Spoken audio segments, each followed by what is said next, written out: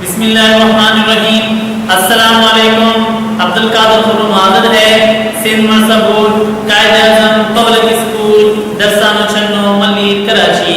میرے پیارے بچوں، کلاس ہے ہماری 7ویں، مضمون اسلامیات ہے، عنوان ہے حضور اکرم صلی اللہ علیہ وسلم کی مدنی زندگی، یعنی حضور اکرم صلی اللہ علیہ وسلم نے مدنی زندگی میں کیا کیا کیا ہے۔ مدنی یعنی کہ مدینہ ایک شہر کا نام ہے جو مکہ سعودی عرب میں ہے۔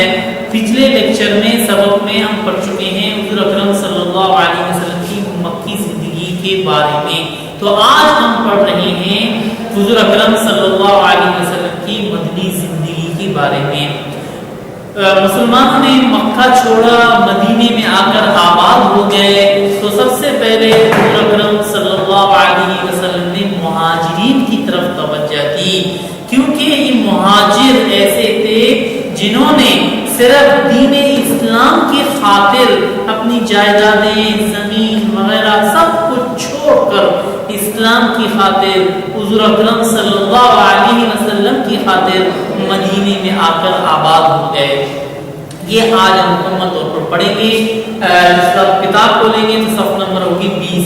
اس کے علاوہ حضور اکرم صلی اللہ علیہ وسلم نے مہاجرین اور انصار کے درمیان بھائی چارے کا رشتہ قائم کیا، جسے مواخات کہتے ہیں۔ مواخات کے معنی بھی یہی ہے بھائی چارگی قائم کرنا۔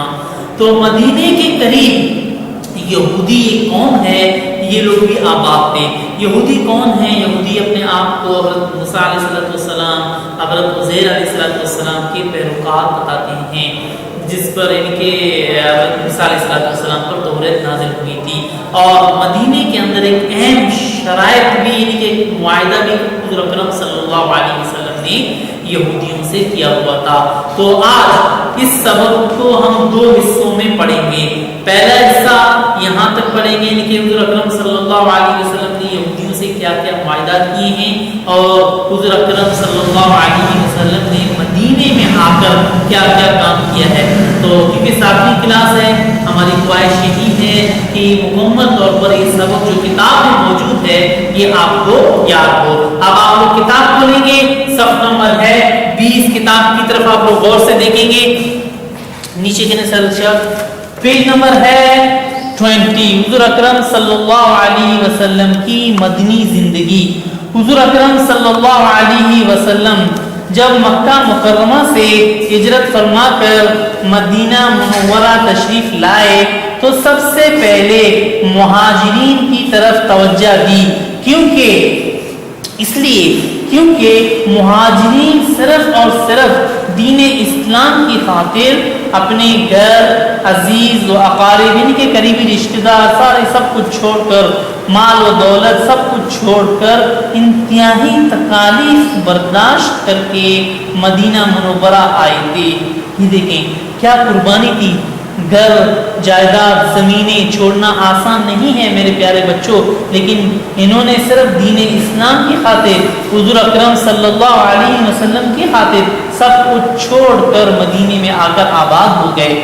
آپ صلی اللہ علیہ وسلم نے تمام مہاجرین اور انصار کو جمع کر کے ان کے درمیان بھائی چارے کا رشتہ قائم کر دیا، جسے مواخات کہتے ہیں۔ اس لفظ کو غور سے سنیں، یہ لفظ ہے مواخات۔ مواخات یہ اخ سے ہے، اخ کے معنی ہے بھائی چارگی، بھائی چارہ بنانا۔ ایک مہاجر ایک انصار کا بھائی بن گیا۔ اس طرح مہاجرین اور انصار کے درمیان پیار و محبت کا ایسا رشتہ قائم ہو گیا جس کی مثال تاریخ عالم میں کہیں نہیں ہوگی۔ تاریخ عالم، لام کے اوپر آپ لوگ زبر پڑھیں گے، یعنی کہ دنیا، عالم، لام کے اوپر زبر آئے گا تو اس کے معنی ہوں گے دنیا، لام کے نیچے زیر آئے گا عالم تو اس کے معنی ہوں گے ان کے جاننے والا، عالم، پڑھا لکھا کو ہم عالم کہہ سکتے ہیں۔ تو میرے پیارے بچوں، اسی طرح حضور اکرم صلی اللہ علیہ وسلم نے اس پیراگراف کا مطلب یہی ہے، ایک مہاجر اور ایک انصار کے درمیان بھائی چارے کا رشتہ قائم کیا۔ اس کی ایک مثال دے دیتا ہوں، بڑی بڑی کتابوں میں موجود ہے۔ کہ مثلاً اگر کسی کی 10 ایکڑ زمین تھی تو حضور اکرم صلی اللہ علیہ وسلم نے بھائی چارہ قائم کرنے کے بعد تو اپنے راضی خوشی سے انہوں نے یہ کیا کہ ان کے باپ یعنی کہ اصل نسل کے اعتبار سے ان کے بھائی نہیں تھے نسب کے اعتبار سے، لیکن حضور صلی اللہ علیہ وسلم نے بھائی چارہ رشتہ قائم کرنے کے بعد اگر 5-10 ایکڑ زمین تھی انہوں نے اپنی خوشی 5 ایکڑ زمین اپنے بھائی کو دے دیا۔ یہ یعنی کہ کتاب والا یہی کہہ رہا ہے کہ جس کی مثال دنیا میں کہیں نہیں ملتی۔ اس کے بعد آپ صلی اللہ علیہ وسلم نے شہر کے امن و امان کی طرف خصوصی توجہ فرمائی، یعنی کہ اس بات پر غور کرنے کے لیے کہیں چوری نہیں ہو رہی، ڈاکہ نہیں پڑ رہا۔ مدینہ منورہ کے گرد نواح میں یہودی آباد تھے، یعنی کہ مدینے کے قریب یہودی قوم ہے جو اپنے آپ کو حضرت موسیٰ علیہ السلام، حضرت عزیر علیہ السلام کے پیروکار کہتے ہیں۔ یہ لوگ اسلام کے مخالف تھے اور مسلمانوں کے لیے نئے مسائل پیدا کر سکتے تھے۔ انہیں پرامن رکھنے کے لیے آپ صلی اللہ علیہ وسلم نے مدینے کے یہودیوں سے ایک معاہدہ کیا جو تاریخ میں بڑی اہمیت کا حامل ہے۔ اس معاہدے کی اہم شرائط یہ تھی۔ یہ سوال میرے پیارے طالب علم ساتھیوں، بچوں، یہ سوال بھی انتہائی اہم ہے کہ مدینے میں آ کر حضور اکرم صلی اللہ علیہ وسلم نے یہودیوں سے کیا معاہدہ کیا تھا اور ان کی شرائط کیا تھے جو تاریخ میں بڑی اہمیت کا عامل ہے۔ تو میرے پیارے طالب علم ساتھیوں، یہ جو معاہدات کتاب والے نے تقریباً 5 ذکر کیے ہیں، یہ معاہدات آپ لوگ زبانی یاد کریں گے اور رف کافی کے اندر لکھیں گے۔ اس معاہدے کی اہم شرائط یہ تھی، غور سے دیکھیں۔ پہلا معاہدہ، شرکائے معاہدے میں سے، یعنی کہ جو معاہدے کے اندر شریک تھے، شرکائے معاہدہ کا مطلب یہی ہے، شرکائے معاہدہ میں سے کسی ایک پر بیرونی حملے کی صورت میں سب مل کر حملہ آور کا مقابلہ کریں گے۔ یعنی کہ اس کا مطلب یہ ہے اگر خدا نہ کرے مدینے پر کوئی یعنی کہ تیسری قوت حملہ کرے تو ہم سارے مل کر مدینے کی حفاظت کریں گے۔ نمبر 2، جو قبائل یہودیوں کے دوست ہوں گے وہ مسلمانوں کے بھی دوست ہوں گے۔ دیکھو، یعنی کہ یہودی کافر ہیں، مسلمان نہیں تھے، لیکن حضور اکرم صلی اللہ علیہ وسلم نے معاہدات میں یہ بات بھی رکھی ہے کہ جو یہودیوں کے دوست ہوں گے وہ مسلمانوں کے بھی دوست ہوں گے۔ نمبر 3، مظلوموں کی مدد کی جائے گی، یعنی کہ جس پر ظلم ہو رہا ہو سارے مل کر یہودی مسلمان مل کر اس مظلوم کی مدد کریں گے۔ نمبر 4، شرکائے معاہدے کے آپس کے تعلقات خیر خواہی، خیر سگالی اور نیک نیتی پر مبنی ہوں گے۔ یعنی کہ نمبر 4، نیت صاف ہوگی، جو بھی معاہدات ہوں گے ان کے یعنی کہ آپس کے تعلقات خیر سگالی اور نیک نیتی پر مبنی ہوں گے۔ نمبر 5، ہر معاملے میں رسول اللہ صلی اللہ علیہ وسلم کو ثالث تسلیم کیا جائے گا اور آپ صلی اللہ علیہ وسلم کا فیصلہ ہی حتمی فیصلہ ہوگا۔ کیا مطلب اس جملے کا؟ نمبر 5 معاہدات میں سے ایک معاہدہ یہ تھا، یعنی کہ اگر خدا نخواستہ جھگڑے کی بات آ گئی، کوئی معاملہ پیش آ گیا، ہوتا ہے دنیا میں ایسا، تو یعنی کہ فیصلہ جو دیں گے تسلیم کیا جائے گا وہ حضور اکرم صلی اللہ علیہ وسلم کا، اور حضور اکرم صلی اللہ علیہ وسلم کا جو بھی فیصلہ ہوگا وہ آخری فیصلہ ہوگا۔ آج کل کے دور میں آپ یوں سمجھیں اس فیصلے کو چیلنج نہیں کیا جا سکے گا۔ تو میرے پیارے طالب علم ساتھیوں کہ آج اس سبق کو ہم 2 حصے میں پڑھیں گے۔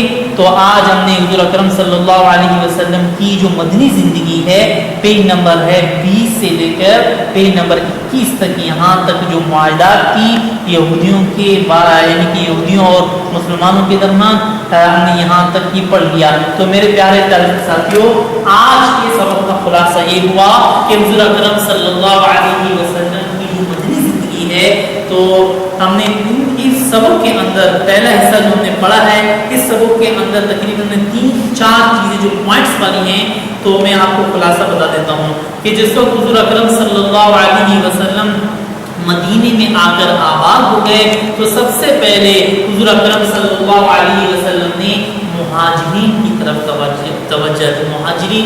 مہاجر کہ اس کے معنی ہیں لفظی معنی ہجرت کرنے والا، یعنی کہ وہ لوگ جو اسلام کی خاطر حضور اکرم صلی اللہ علیہ وسلم کی خاطر اپنے گھر کو چھوڑنا، اپنی جائیداد کو چھوڑنا، اپنی زمین کو چھوڑنا، اس شخص کو مہاجر کہتے ہیں۔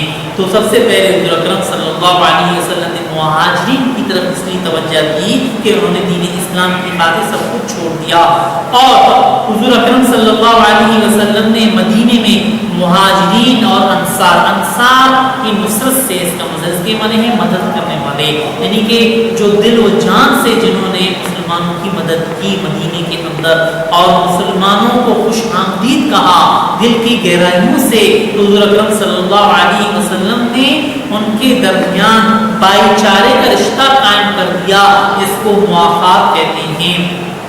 اس کے بعد حضور اکرم صلی اللہ علیہ وسلم نے مدینے کے شہر کے امن و امان کی طرف خصوصی توجہ دی۔ اس کے بعد مدینے کے قریب جو یہودی رہتے تھے ان سے حضور اکرم صلی اللہ علیہ وسلم نے پرامن رہنے کے لیے ایک معاہدہ کیا جو تاریخ میں بڑی اہمیت کا حامل ہے، اور یہ معاہدہ کتاب میں موجود ہے، ہم پڑھ چکے ہیں تفصیل اس کی، تو پیج نمبر ہے 20۔ تو میرے پیارے طالب ساتھیوں بچوں دوبارہ عرض کر رہا ہوں، یہ جو معاہدہ ہے یہودی اور مسلمانوں کے درمیان، یہ جو ہم نے ابھی تک پڑھا، دوبارہ عرض کر رہا ہوں کہ اس کو یاد کریں۔ یاد کرنے کے بعد آپ کے گھر میں اگر کوئی آپ کا بھائی ہے یا بڑی باجی ہے تو آپ ان کو زبانی سنائیں۔ سنانے کے بعد آپ لوگ پین لکھیں، رف کاپی کے اندر زبانی اس کو آپ لوگ لکھیں تاکہ آپ کو ہمیشہ کے لیے یاد ہو جائے۔ تو بہرکاف آپ اس کو یاد کریں گے، اتنا ہی آج کافی ہے۔ ہم نے ان کے اس کا دوسرا حصہ ہے ہم اگلے لیکچر میں پڑھیں گے۔ السلام علیکم۔